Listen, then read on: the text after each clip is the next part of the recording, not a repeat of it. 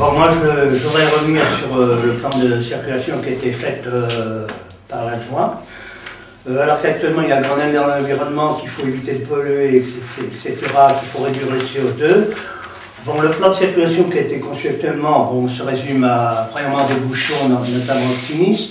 Deuxièmement, on met un temps indéfini au niveau du PM 181 pour accéder à la ville de Lourdes.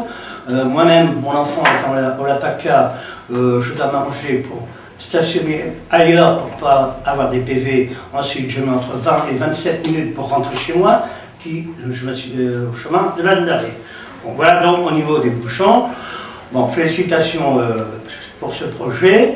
On n'a pas fini de polluer, on n'a pas fini de dépenser de l'essence, et on va avoir des retombées, et puis en attendant, on dépense, ça coûte. Bon. Deuxième propos, c'est au sujet des rencontres des conseillers municipaux qui se rendent dans différents quartiers de la ville de Lourdes. Donc j'appelle ça un petit arrangement entre amis.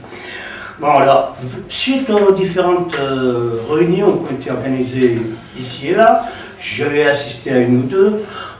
Pour l'instant, il n'y a rien. Il n'y a strictement rien qui ressort de ça.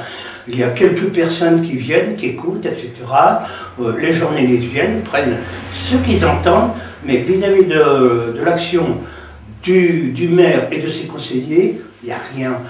L'intérêt, c'est l'insécurité. Moi, j'ai mon enfant qui s'est fait agresser, on lui a donné une claque il y a 48 heures, etc. Donc, je ne peux plus laisser mon enfant dehors à l'intérêt. Voilà, par un grand de 14 ans. Bon, ça. Ensuite, voilà ce qui se passe exactement au niveau de la fuite.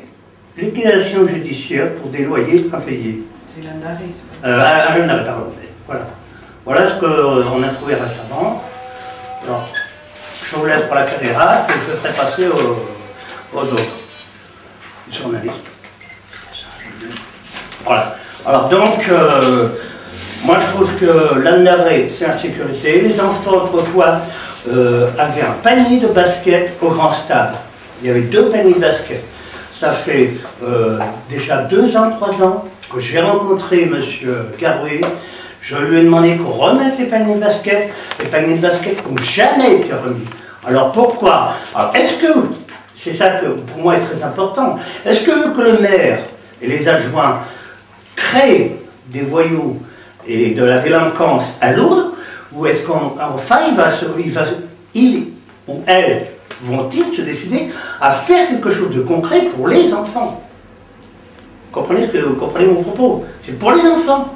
Qu'est-ce qu'ils ont les gosses, les jeunes alors? Que ce soit le PIC, que ce soit l'Anne-d'Arrée, que ce soit l'Ostasio, ils n'ont rien. Bon, ils ont des activités dans quelque sorte, mais il n'y a rien. Bon, moi j'étais ancien directeur d'une maison des jeunes à Rouen.